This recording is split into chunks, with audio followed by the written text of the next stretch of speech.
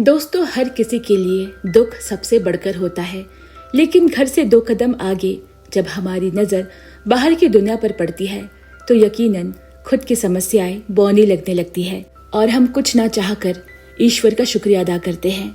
आज की मूवी आपके लिए कुछ ऐसे ही महिलाओं के किस्से और कहानियां लेकर आई है जिसे देखते ही आपकी आंखें छलक उठेंगी। 2010 में रिलीज्ड इस फिल्म का नाम है हार्मनी और 7.5 की रेटिंग ये बताने के लिए काफी है कि आखिर ये कहानी इतनी खास क्यों है। मगर आगे बढ़ने से पहले हमारे इस चैनल को यहाँ तक पहुँचाने के लिए और 30,000 सब्सक्राइबर की फैमिली बनाने के लिए आपका तहे दिल से शुक्रिया, और इसे जल्दी से 50,000 तक पहुँचाने के लिए आप सब में से जिसने भी सब्सक्राइब नहीं किया है पक्के से कर ले। तो आइए अब बढ़ते हैं कहानी की ओर। कहानी की शुरुआत एक अस्पताल से होती है जहाँ होंग जियांग अपने बच्चे को जन्म देने वाली थी। दर्द और सहनशीलता की इस कश्मकश के बीच वो एक प्यारे से बच्चे को जन्म देती है जिसे देख मानो जियांग का सारा दर्द और पीड़ा कुछ ही मिनटों में छू मंतर हो गया। इस बच्चे का नाम मिनवो रखा जाता है और हम 1 साल बाद जेल का दृश्य देखते हैं जहाँ बेही नाम की एक बुजुर्ग कैदी प्यारा सा ड्रेस सिल रही है और वही योंग और ख्वाजा नाम की 2 अन्य महिला कैदी सबसे गिफ्ट के लिए कुछ ना कुछ ले रही है, क्योंकि आज इन लोगों की जिंदगी का सबसे खास दिन है और वो है उनके दोस्त जियांग के बेटे मिनवो का जन्मदिन। जी हाँ, मिनवो आज पूरे 1 साल का हो गया है। इसी खुशी में उसके सभी साथियों ने मिलकर बैरक में एक छोटी सी पार्टी रखी है। यहाँ उसका साथ देने के लिए जेल गार्ड किम भी आई हुई है और सभी मिलकर उसका जन्मदिन मनाने लगते हैं। जियांग अपने बेटे के लिए जैसे ही बर्थडे सॉन्ग गाना शुरू करती है वो माँ के बेसुरी आवाज सुनकर रोने लगा। सभी उसे चुप कराते हैं और तोहफे के रूप में जेल के अन्य कैदियों से ली गई चीजों को उसके सामने रख देते हैं, लेकिन मिनवो उन सभी आम चीजों को छोड़कर हथकड़ी चुनता है जो देखकर हर कोई हैरान रह जाता है। फिलहाल बर्थडे सेलिब्रेट होते ही किम इस यादगार लम्हे को संजो कर रखने के लिए अपने पोलराइज्ड कैमरे से फोटो क्लिक करती है। तभी अधिक शोर शराबे की आवाज सुनकर जेल का वार्डन ऑफिसर चीफ बांग वहां आ धमकती है। बांग एक कड़े मिजाज की सख्त ऑफिसर है और उन लोगों को पार्टी मनाते हुए देख लाइन से खड़ा कर देती है और जोरदार फटकार लगाते हुए कहती है कि तुम लोग यहाँ पर कोई पिकनिक मनाने नहीं आए हो बल्कि अपनी सजा काटने आए हो। मैं ये सब यहाँ बिल्कुल भी बर्दाश्त नहीं करूंगी। और फिर उन्हीं की आंखों के सामने उस ग्रुप फोटो को फाड़कर चली जाती है। हालांकि इन सबके बीच जियांग को इस बात का मलाल नहीं था कि उसकी फोटो फाड़ दी गई।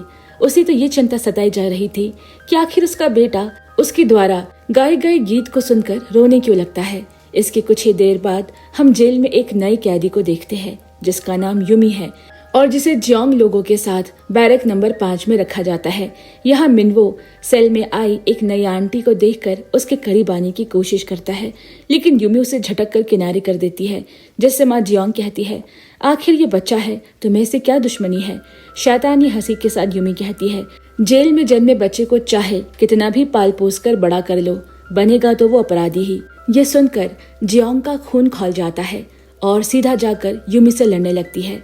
वो तो भला हो सुरक्षा कर्मियों का जो सही समय पर आकर दोनों को अलग कर देते हैं, वरना आज ना जाने क्या हो जाता। इसी बीच कहानी अतीत में 1 साल पहले चली जाती है जहां हमें मालूम पड़ता है कि जियांग के जेल में होने का कारण उसके पति का पागलपन है। दरअसल जियांग के पति को शराब की बुरी लत थी और आए दिन उस पर अत्याचार करता। एक रोज जब गलती से उसने उसका कॉल मिस कर दिया तो इस बात पर वो घर आकर जियांग को काफी बुरी तरह पीटता है, इस बात से बेपरवाह कि वो प्रेग्नेंट है। ऐसे में अपने बच्चे की जान बचाने के लिए जियांग ने उसे जोरदार धक्का दिया जिससे अनजाने में उसकी मौत हो गई और नतीजा गैर इरादतन हत्या के जुर्म में जियांग को जेल भेज दिया गया। वहीं दूसरी तरफ हम यूमी को देखते हैं जो दीवार में अपना सर जोर जोर से पटक रही है। उसका सर खून से लथपथ हो चुका है और इसका कारण कुछ साल पहले अपने सौतेले पिता द्वारा किया गया दुष्कर्म था, जिसका सदमा आए दिन उसे इसी तरह सताता है। यूमी भी यहाँ जियांग की ही तरह अपनी जान बचाने के चक्कर में अपने सौतेले पिता को मारने के जुर्म की सजा काट रही है। हालांकि वो दरिंदा अब इस दुनिया में नहीं रहा, लेकिन उसके द्वारा की गई यातनाएं आज भी यूमी का जीना दुश्वार कर रही है।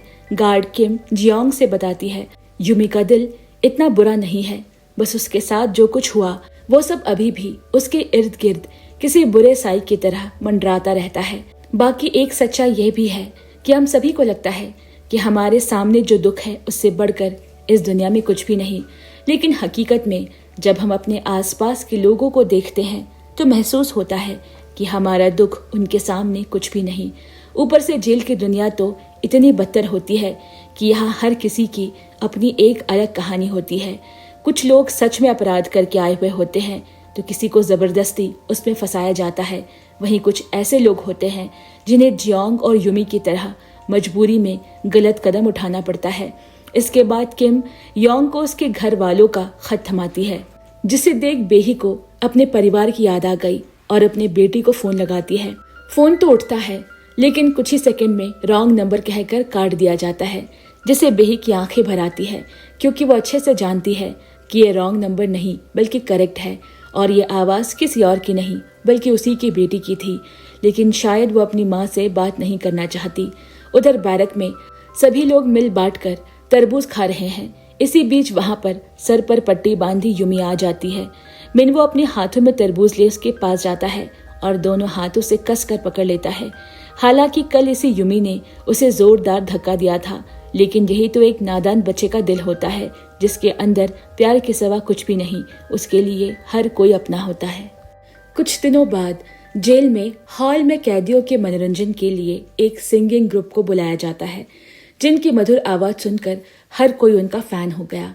जियोंग और उसके दोस्त उनकी काफी तारीफ भी करते हैं, परंतु कहीं न कहीं ये बात जियोंग को बुरी लग रही थी कि आखिर उसकी आवाज सिंगर की तरह क्यों नहीं है। थोड़ी देर में वहाँ जेलर योंग आ जाते हैं और मिनवो को अपनी गोद में लेकर उसे खिलाने लगते हैं। फिर जियोंग से उसका हालचाल पूछते हैं और कहते हैं कि उसके बेटे को यहाँ कोई दिक्कत तो नहीं है। जियोंग जेल प्रशासन की काफी तारीफ करती है और जेलर योंग को सुझाव देती है कि क्यों ना हम महिला कैदियों का भी एक बैंड ग्रुप हो और म्यूजिक शो करे, जिससे जेल प्रशासन की इमेज तो सुधरेगी ही साथ महिलाओं को भी प्रोत्साहन मिलेगा। जेलर योंग उसका ये आइडिया सुनकर काफी खुश होते हैं और फौरन इसकी परमिशन दे देता है। हालांकि वार्डन बैंग इन सब के बिल्कुल खिलाफ थी। वो अपने जेल में ये सब कुछ बिल्कुल भी नहीं होने देना चाहती थी, लेकिन किम जियोंग के सुझाव के पक्ष में थी। साथ ही साथ जेलर भी इस बात पर राजी हो जाता है कि अगर उसके ग्रुप का संगीत उन्हें पसंद आया तो वो उन्हें एक दिन की आउटिंग करने की इजाजत दे देंगे। बस फिर क्या था, ये सुनते ही जियोंग खुशी से झूम उठती है और ये बात अपने सभी साथियों को बताती है। लेकिन यहाँ उसके लिए सबसे बड़ी परेशानी थी अपने ग्रुप का बैंड लीडर ढूंढना। ऐसे में वो बेही के सामने लीडर बनने की पेशकश करती है क्योंकि उसकी आवाज में काफी मिठास थी। यहाँ तक कि मिनवो भी उनकी सुरीली लोरी सुनकर अक्सर सो जाया करता था, पर अपनी ही परेशानियों से जूझ रही बेही इसके लिए साफ मना कर देती है। अगले दिन बेही से मिलने उसकी बेटी आती है, लेकिन वो यहाँ कोई बातचीत करने नहीं आती, बल्कि ये कहने आई थी कि आइंदा से वो उसे कभी फोन करने की कोशिश ना करे। बेही पूछती है आखिर ऐसा क्यों है, क्यों वो उसे इतनी नफरत करती है। तो बेटी कहती है क्योंकि आप एक हत्यारन हो जिन्होंने मेरे पिता का खून किया है। और ये सुनकर बेचारी बेही काफी दुखी हो जाती है। उसे खुद नहीं पता था कि आखिर उसकी माँ ने ऐसा क्यों किया और इसके पीछे क्या वजह थी। मायूस बेही सीधा ऑडिटोरियम पहुंचती है और वहां पर रखे पियानो को बजाते हुए उस दिन के बारे में सोचने लगती है जब उसके पति ने अपनी गर्लफ्रेंड के साथ मिलकर उसे धोखा दिया था। वो ये बेवफाई भूल नहीं पाई और दोनों को अपनी गाड़ी से उड़ा देती है। इसी दौरान जियोंग और किम में बहस छिड़ गई कि आखिर उनके ग्रुप में पियानो कौन बजाएगा। तभी अंदर से पियानो की धुन की आवाज आने लगती है और वो दोनों वहां जाकर बेही की काफी हौसला अफजाई करते हैं, साथ ही विनती करते हैं कि वो ये सब मिनवो के लिए कर रही है। अपनी बेटी को एक दिन के लिए बाहर की दुनिया दिखाना चाहती है। क्या आप उसके लिए हमारा बैंड ग्रुप ज्वाइन नहीं करेंगी? वो भी तो आपका बेटा है। ये सुनकर भावुक बेही मिनवो के लिए ये कदम उठाने को रेडी हो जाती है। अब अगले दिन ग्रुप के लिए सिंगर का ऑडिशन शुरू हो जाता है, जहाँ कई कैदी अपना टैलेंट दिखाते हैं। फिर जियोंग की बारी आती है, जिसके गाने की आवाज सुनकर सो रहा मिनवो एक बार फिर उठकर रोने लगता है। सभी किसी तरह उसे चुप कराते हैं। वहीं दूसरी तरफ जेल में वार्डन बांग जेलर से जियोंग और उसके ग्रुप की शिकायत कर देती है, जिन्होंने कुछ दिन पहले जेल के अंदर कैदियों से लड़ाई की थी। ये लोग बहुत ही उग्र हैं और उनके लिए किसी भी तरह से कुछ भी करना बेवकूफ़ी होगी। ये सुनकर जेलर जियोंग को बुलाता है और पूरी तरीके से बैंड ग्रुप को बंद करने का हुक्म देता है, क्योंकि वो किसी भी तरह से अपने जेल में शांति चाहते थे। जियोंग जेलर के सामने गिड़गिड़ाने लगती है और एक आखिरी मौका मांगती है। उनसे विनती करती है कि ऐसा कभी नहीं होगा, जिस पर जेलर युंग को दया आ जाती है और वो उसे ग्रुप बनाने का 6 महीने का समय देते हैं। अगर इस बीच उन्होंने कुछ कर दिखाया तो फिर वो उसकी शर्तों के बारे में सोचेंगे, वरना ये सब कुछ वहीं पर खत्म कर दिया जाएगा। फिलहाल जेलर तो मान गया, लेकिन यहाँ जियोंग के लिए सबसे बड़ी दिक्कत एक अच्छे सिंगर की थी, जो कि अभी तक नहीं मिला था। वो ये सोचते सोचते बाहर निकल ही रही थी कि उसने कहीं से एक बेहद मधुर आवाज सुनाई दी। ये आवाज इतनी मनमोहक थी कि उसका पीछा करते करते वो एक काल कोठरी तक पहुंची, जिसके अंदर कोई और नहीं बल्कि यूमी मौजूद थी और वही इतनी प्यारी आवाज में गा रही थी। अब चूंकि उन लोगों में से किसी की भी यूमी से कुछ खास नहीं बनती, इसलिए जियोंग ने यह काम बेही को दिया। जब बेही यूमी से ग्रुप ज्वाइन करने के लिए कहती है तो वो उससे काफी बदतमीजी से बात करती है और कहती है, ये लोग तो पागल है, साथ में आप भी इनका साथ देने लगी है। उम्र का ना सही, कुछ ही दिनों में आप से होने वाली है, इसका तो लिहाज कीजिए। ये बात बेही के दिल में लग जाती है और गुस्से में वो इसे जोरदार तमाचा जड़ देती है, पर यूमी कुछ नहीं कहती और वहां से चली जाती है। आज भी यूमी की माँ उससे बिना मिले जा रही है, जिन्हें खिड़कियों से देखकर यूमी की आंखें भर जाती है। वो अपनी माँ से मिलना तो चाहती है, लेकिन इतनी हिम्मत नहीं जुटा पा रही। उसके दिल में बेहद दर्द है, वो दर्द जो वो बयां भी नहीं कर सकती। वही यूमी की माँ भी कुछ ऐसे ही परेशानियों से गुजर रही थी। वो रोजाना अपनी बेटी से इसी आस में मिलने आती कि कभी न कभी वो उससे जरूर मिलेगी और माफी मांगेंगी, क्योंकि आखिर उसके दूसरे पति की वजह से आज वो जेल में है। अगले दिन किम यूमी को समझाती है कि उसे बेही आंटी से ऐसे बात नहीं करनी चाहिए थी। वो यहाँ की सबसे अच्छी औरत है, उन्होंने कभी किसी का गलत नहीं चाहा और वो उम्र में भी हम सबसे बड़ी है। यूमी को भी कहीं न कहीं अपनी गलती का एहसास होता है और वो बेही से माफी मांगती है। बेही बड़े ही प्यार से उसकी बातों को भूलकर अपने साथ पियानो बजाने के लिए कहती है और फिर उसे बताती है कि मेरे लिए तो इस जेल का हर एक दिन खास है। मैं तो बस अपनी मौत का इंतजार कर रही हूँ, लेकिन तुम्हारे आगे तो पूरी जिंदगी पड़ी है। सोचो, इतना कम समय होने के बावजूद मैं इतना खुश हूँ, तो आखिर तुम इतनी मायूस क्यों हो? तुम चाहो तो अपना दुख मेरे साथ बांट सकती हो। संगीत में बहुत ताकत है और ये तुम्हें तुम्हारे सभी दुखों से उभार सकता है। जिसके बाद यूमी जोर जोर से रोने लगती है और एक उम्दा गायक के तौर पर जियोंग के ग्रुप में शामिल हो जाती है।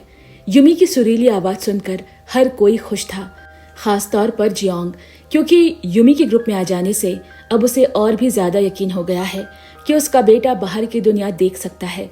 वो उसे खुले आसमान के नीचे आजादी से घुमा सकेगी, उसे एहसास दिला सकेगी कि जिस जेल में उसका जन्म हुआ है, दुनिया केवल वहीं तक सीमित नहीं है। उसी रात मिनवो को अचानक से तेज बुखार आ जाता है। जियोंग बेहद घबरा जाती है। किम मिनवो को अस्पताल ले जाने के लिए आती है, मगर जियोंग अपने बच्चे को अकेला नहीं छोड़ना चाहती, वो भी उसके साथ जाना चाहती है। हालांकि ये जेल के रूल के खिलाफ है, पर एक माँ का दर्द देखकर किम का दिल भी पसीज जाता है और वो उसे अपने साथ ले जाने के लिए राजी हो जाती है। अस्पताल में डॉक्टर के एक इंजेक्शन लगाते ही मिनवो का बुखार जादू की तरह गायब हो गया और तब जियोंग राहत की सांस लेती है। इसी दौरान उसकी नजर अपने बेटे के हाथों में लगे तिल पर जाती है। अगली रोज प्रैक्टिस शुरू हो जाती है। सभी एक दूसरे का बखूबी साथ दे रहे हैं, लेकिन बेही को अब भी कई कमियां नजर आ रही है। वो उन लोगों को एक दूसरे के नजदीक बैठकर अपना दुख दर्द बांटने के लिए कहती है, क्योंकि जब तक सभी अपने अंदर का दर्द बयान नहीं करेंगे, तब तक उनके मन से संगीत का असली भाव नहीं निकलेगा और वो एक दूसरे से अटैच नहीं होंगे। अब यहाँ सभी महिलाएं जेल में आने के अपनी अपनी वजह बताने लगती है। यहाँ किसी के पति ने उसे धोखा दिया था, तो कहीं किसी के टीचर ने उसके साथ छेड़खानी करने की कोशिश की थी। हर किसी के साथ कुछ ऐसा हुआ था जिसके चलते उन्हें मजबूरी में हथियार उठाना पड़ा। आखिर में जब जियोंग की बारी आती है तो वो उन्हें अपने नशेड़ी पति के बारे में बताती है, जो उसके प्रेग्नेंट होने के बावजूद भी रोजाना उसे टॉर्चर किया करता था। ना जाने उसने अब तक अपने पति के हाथों कितनी मार खाई थी। वो उसके लिए किसी खिलौने से कम नहीं थी। ये सुनकर सभी की आंखें छलक उठती है, लेकिन जियोंग को अपनी जिंदगी से अब कोई शिकायत नहीं, क्योंकि उसके पास उसका बेटा मिनवो है और वो उसकी जिंदगी की अकेली आस है। सभी लड़कियों को समझ आ चुका था कि अपने लिए ना सही, लेकिन नन्हे मिनवो के लिए उन्हें साथ मिलकर काम करना पड़ेगा। यूमी की भी अब जियोंग से अच्छी बनने लगी थी। वो उसे रियाज करवाती थी, जिससे जियोंग की आवाज में काफी फर्क आने लगा था। एक शाम जब वो लोग अपने सेल में प्रैक्टिस कर रहे होते हैं, तभी मिनवो रोने लगता है। इस पर सभी जियोंग से कहते हैं, अगर तुमने अपनी आवाज से मिनवो को लोरी सुनाकर चुप करा दिया तो समझ लो कि तुम सफल हो गई। जियोंग घबराते हुए अपने बेटे को चुप कराने के लिए गाना गाना शुरू करती है, लेकिन ये क्या, देखते ही देखते मिनवो नींद के आगोश में चला जाता है और जियोंग खुशी से झूमने लगती है। आखिर उसने अपने बेटे को पहली बार जो सुलाया था। धीरे धीरे 6 महीने बीत जाते हैं और अंत में परफॉर्मेंस का दिन आ गया, जहां शहर के कई बड़े अधिकारी उनके प्रोग्राम में सम्मिलित होने के लिए आए हैं। हालांकि उन्हें इन लोगों से कुछ ज्यादा उम्मीद तो नहीं थी, लेकिन जैसे ही जियोंग का ग्रुप अपने परफॉर्मेंस शुरू करता है, वो सभी के सभी भौचक्के रह जाते हैं। उन्हें उम्मीद ही नहीं थी कि इतने खूंखार अपराध करने वाली ये महिलाएं इतना अच्छा परफॉर्म कर सकती है। जियोंग अपनी टीम के परफॉर्मेंस से काफी खुश है। उसे उम्मीद है कि अब तो मिनवो को आउटिंग के लिए परमिशन मिल ही जाएगी, लेकिन तभी इस खुशी के मौके पर उसके पास एक दुख भरी खबर लेकर किम आती है, जो बताती है कि मिनवो अब 1.5 साल से ज्यादा उम्र का हो गया है और जेल के कानून के तहत किसी भी बच्चे को यहाँ 1 से 1.5 साल से ज्यादा नहीं रखा जा सकता। इसीलिए अब वक्त आ गया है कि उसे किसी रिश्तेदार को सौंप दे। अब चूंकि जियोंग का कोई रिश्तेदार नहीं है, इसीलिए अफसोसन मिनवो को अनाथालय भेजना पड़ेगा, जहाँ पर एक नया परिवार उसे अडॉप्ट कर लेगा। किम के मुंह से ये बात सुनकर तो मानो जियोंग की जान ही निकल जाती है। उसकी खुशी गम में बदल गई। उसे विश्वास ही नहीं होता कि उसका जिगर का टुकड़ा उससे दूर जाने वाला है। बेही इस बुरे वक्त में उसे समझाती है कि जिस बेटे के लिए वो आजादी के एक रोज की मोहलत के लिए दिन रात एक कर रही थी, इतना सब कुछ सह रही थी, सोचो अब तो वो हमेशा हमेशा के लिए इस जेल से आजाद हो जाएगा। आखिर एक माँ के लिए इससे खुशी की खबर क्या होगी। जियोंग को कहीं न कहीं इस बात का अंदाजा था कि एक दिन मिनवो उसकी जिंदगी से दूर हो जाएगा। इसीलिए किसी तरह से अपने दर्द को छुपाकर बेटे को खूब प्यार दुलार करती है। और जब ये बात बैरक की अन्य महिलाओं को मालूम पड़ा तो वो सभी भी रोने लगी। हर किसी की आंखों में आंसू है। नन्हा मिनवो बस उन्हें देखता जा रहा है। उसे समझ नहीं आ रहा कि आखिर ये लोग क्यों रो रहे हैं।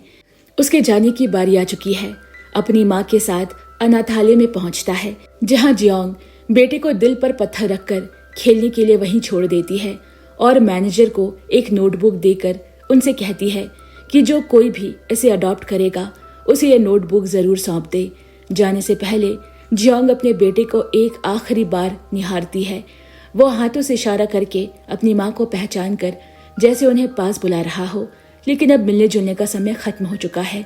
जियोंग के लिए ये पल ऐसा था मानो वो वहां पर अपनी जान सौंप कर आई हो। उसका दिल पूरे तरह से खाली हो चुका है और जेल पहुंचकर वो बस गुमसुम सी एक कोने में बैठी रहती।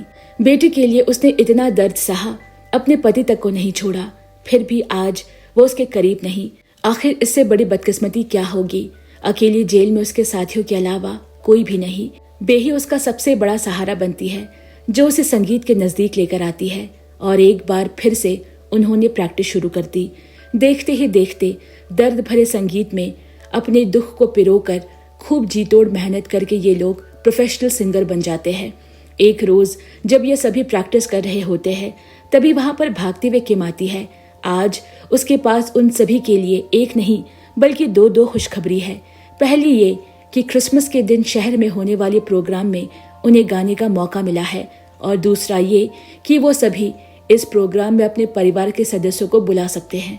ये सुनकर सबसे पहले हम ख्वाजा को देखते हैं, जो अपने बॉयफ्रेंड को बुलाने के लिए खत लिखती है और उसे किम को सौंप देती है। वहीं बेही भी खुशी के पल को साझा करने के लिए अपने बेटी को कॉल लगाने का सोचती है, लेकिन अब भी फोन नहीं उठता। उधर यूमी की माँ एक बार फिर से अपनी बेटी से मिलने आई थी, लेकिन इस बार भी खाली हाथ लौट रही है। तभी किम ने उनके पास जाकर उन्हें प्रोग्राम का इन्विटेशन कार्ड देकर कहा, आप जरूर आइएगा, आपकी बेटी को अच्छा लगेगा।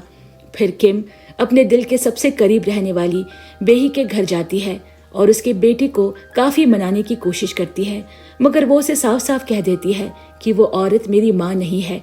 जिस पर किम दरवाजे के नीचे से इनविटेशन कार्ड देकर वहां से चली जाती है। अंत में वो उन लोगों के घर पहुंचती है जिन्होंने मिनवो को गोद लिया था। वो उनके घर के आगे फूलों का एक गुलदस्ता रखकर उसमें शो की टिकटें रख देती है। कुछ ही दिनों बाद शो का दिन नजदीक आ जाता है। सभी महिलाएं एक बस में बैठकर ऑडिटोरियम के लिए रवाना होती है। बेही अकेली सीट में बैठकर अपनी बेटी को कभी न देख पाने का अफसोस जताती है।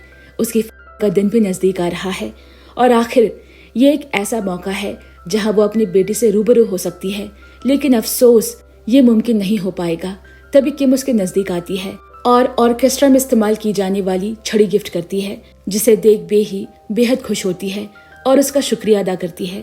थोड़ी देर में वो लोग ऑडिटोरियम पहुंच गए। यहाँ काफी भीड़ भाड़ है, कुछ बच्चे खेल रहे हैं। उन्हीं बच्चों में से एक पर जियोंग की नजर जाती है। उसे लगता है कहीं उसका बेटा तो नहीं, क्योंकि मिनवो अब बड़ा हो गया होगा। वो भागते हुए बच्चों का पीछा करती है जो उसके बेटे जैसा लग रहा था, लेकिन जब उसकी नजर उसके हाथों पर गई तो उसका चेहरा मायूस हो गया, क्योंकि उसके बेटे के हाथ में तिल था, लेकिन यहाँ ऐसा कुछ भी नहीं। ग्रुप से दूर हो जाने पर ऑफिसर बांग जियोंग के पास पहुंचती है और उसे फटकार लगाते हुए कहती है, आखिर तुम यहाँ कर क्या रही हो? कहीं तुम भागने की कोशिशों में तो नहीं लगी हो? ये सुनकर वहां मौजूद दूसरे लोगों को अंदाजा हो जाता है कि ये लोग कोई आम इंसान नहीं बल्कि कैदी है। तभी तो इतनी पुलिस उनकी निगरानी में लगी है। अब हर कोई उनसे दूरी बना रहा है। उधर वॉशरूम में एक गेस्ट महिला अपनी कीमती अंगूठी गलती से वहीं भूल जाती है और जब उसे इस बात का एहसास होता है तो उसे लगता है शायद वो चोरी हो चुकी होगी, जिसकी वजह से वो हंगामा खड़ा कर देती है। सब के सब जेल से आई महिला ग्रुप पर शक करने लगते हैं, जिसके चलते जियोंग के ग्रुप के साथ बेहद बदतमीजी की जाती है। यहाँ तक कि उनके तन के कपड़े निकाल कर चेकिंग भी की जाती है। उधर इन लोगों के शो का टाइम भी हो गया है, पर अभी तक कोई स्टेज पर नहीं गया। ये खबर जब जेलर के कानों तक पहुंची तो वो बेहद गुस्सा होते हैं और फौरन भागकर ड्रेसिंग रूम में आकर ऑडिटोरियम की गार्ड्स पर चिल्लाते हुए कहते हैं कि आखिर उन लोगों की हिम्मत कैसे हुई उनके कैदियों को छूने की। अगर इसी वक्त उन्हें स्टेज पर परफॉर्मेंस के लिए नहीं भेजा गया तो मुझसे बुरा कोई नहीं होगा। उधर ऑफिसर बांग, जो हमेशा उन कैदियों से नफरत करती है, उनके खिलाफ सख्त रवैया रखती है, आज उनकी हक की आवाज बनकर सामने खड़ी है, जिससे सभी लड़कियों को जल्दी से स्टेज पर भेज दिया जाता है। यहाँ पर ये लड़कियां अपनी जिंदगी का सबसे इमोशनल गीत गाती है। ये एक ऐसा दर्द भरा गाना होता है जिसमें उन्होंने अपने ऊपर हो रही आबीती बताई है, कैसे एक गलती की वजह से समाज उन्हें किस नजरिए से देखता है। उनके अपने घर वाले भी अब उनको सगा नहीं समझते, लेकिन कोई ये नहीं समझ पाता कि आखिर उन्होंने ये सब किन मजबूरी में आकर किया है। ऐसी क्या जरूरत आन पड़ी थी कि इन बेचारी महिलाओं को एक गलत कदम उठाना पड़ गया। लेकिन आज हर कोई उनके इस एहसास को समझ रहा है, उनके दर्द को अपना दर्द समझ रहा है, जिससे पूरी ऑडिटोरियम में सिर्फ और सिर्फ तालियों की गड़गड़ाहट सुनाई देती है। सभी लाइट्स ऑफ हो गई और हम देखते हैं कि कुछ छोटे बच्चे उन्हीं के गानों को गुनगुनाते हुए स्टेज पर आते हैं और एक एक करके सभी का हाथ पकड़ लेते हैं। इन्हीं में से एक लड़का जियोंग को पकड़कर गाना गा रहा है, जिसे देख जियोंग को मिनवो की याद आ जाती है और जब उसकी नजर उस लड़के के हाथों में गई तो उसके हाथ कांपने लगते हैं, क्योंकि उसके हाथ में तिल होता है, यानी कि ये बच्चा और कोई नहीं मिनवो है। अब तो जियोंग की खुशी का ठिकाना नहीं रहता। उसकी आंखों में आंसुओं की धारा बहने लगती है और इसके साथ ही परफॉर्मेंस खत्म होती है। सभी लोग अपने अपने परिवार के सदस्यों और दोस्तों से मिलने के लिए जाते हैं। इसी बीच किम किनारे खड़ी युमी के पास पहुंचती है और उसे एक फूलों का गुलदस्ता देकर कहती है कि तुम्हारी माँ की तरफ से है। उन्हें पता है कि तुम उनसे मिलना नहीं चाहती हो, इसीलिए मुझे ये गुलदस्ता सौंप कर वो यहाँ से चली गई। ये सुनते ही युमी गुलदस्ता लेकर अपनी माँ को ढूंढते हुए बाहर निकलती है और फिर देखते ही अपने गले से लगा लेती है। वहीं बेही का शो देखने उसकी बेटी तो नहीं पहुंच पाई, लेकिन बेटा जरूर आया है, जो कि इतने दिनों बाद उन्हें देखकर बहुत रोता है। दूसरी तरफ जियोंग अपने ही बेटे से किसी अजनबी की तरह मिल रही है। जरा सोच कर देखिए कितना कष्टदायक होगा एक माँ के लिए, जिस बच्चे को उसने अपनी कोख में इतने महीनों तक रखा, जिसके लिए उसने ना जाने कितनी पीड़ाएं उठाई, आज उसी के सामने अजनबी बनकर खड़ी है। उसकी इच्छा थी कि मिनवो से एक बार माँ कहकर पुकारे, लेकिन अब यह मुमकिन नहीं। इसीलिए वो नन्हे मिनवो को एक किस करने को कहती है, जिस पर वो अपने सौतेली माँ की तरफ देखता है, जो कि इशारे में अपनी इजाजत दे देती है। फिर मिनवो जियोंग के गले लगकर उसके दोनों गालों पर किस करता है। जियोंग चाहती तो अपने बेटे को आज सच्चाई बता सकती थी, लेकिन उसकी यही ख्वाहिश है कि उसके बेटे को कभी पता न चले कि वो जेल में जन्मा है, और ना ही ये कि उसकी माँ जेल में रहती है। ये बात उसने अनाथालय के मैनेजर को उसी नोटबुक में लिख कर दिया था, जिसे मिनवो के सौतेले माँ बाबा ने बड़े सम्मान के साथ छुपा कर रखा। और अंत में बड़े ही दुख के साथ जियोंग उनका धन्यवाद करती है कि उन्होंने बेटे को बड़े लाड़ प्यार से पाला है। साथ ही बेहद भारी मन से अपने बेटे को अलविदा कहती है। जाते जाते मिनवो के नए माँ बाबा जियोंग की दी हुई वो नोटबुक उसे वापस कर देते हैं, जिसमें उन्होंने मिनवो की पिछले 2-3 साल की तस्वीरें रख दी है। ये देखकर जियोंग बेहद भावुक हो जाती है। खुशी तो है कि उसके बेटे को अच्छा घर मिल गया, लेकिन एक माँ के तौर पर मिनवो बिना उसकी जिंदगी अधूरी है। वहीं बेही के लिए अब चंद रोज ही बचे हैं, इसीलिए उसे आखिरी इच्छा पूछी गई, जिस पर वो बताती है कि वो अंतिम बार अपनी बेटी से मिलना चाहती है। बेही को उसके बेटी के घर लेकर जाया गया, जहां वो पहले तो घर के अंदर दाखिल होने से डर रही थी। वो अंदर आने से पहले अपनी ही बेटी से इजाजत मांगती है, मगर माँ को सामने देखकर बेटी का चट्टान जैसा दिल बर्फ की तरह पिघल जाता है और वो रोने लगती है। शायद यही वजह थी कि वो उसके सामने आने की हिम्मत नहीं कर पा रही थी, क्योंकि उन्हें देखकर ही उसका सारा दुख दर्द फूट कर बाहर आ जाएगा। उस रात बेही अपने बेटी के घर पर रुकती है, अपने बच्चों के साथ खाना खाती है, फिर अपने बेटी का हाथ पकड़कर सो जाती है। बेही, जिसे पहले ही अपने मौत का अंदाजा था, वो तो चैन से सो जाती है, लेकिन उसकी बेटी को बिल्कुल भी नींद नहीं आती। वो बाथरूम जाकर रोने लगती है। उसे अफसोस था कि इतनी अच्छी माँ होने के बावजूद भी उसने कभी उनके करीब आने की कोशिश नहीं की, और अब काफी देर हो चुकी है। अगले ही दिन बेही का वक्त आ गया।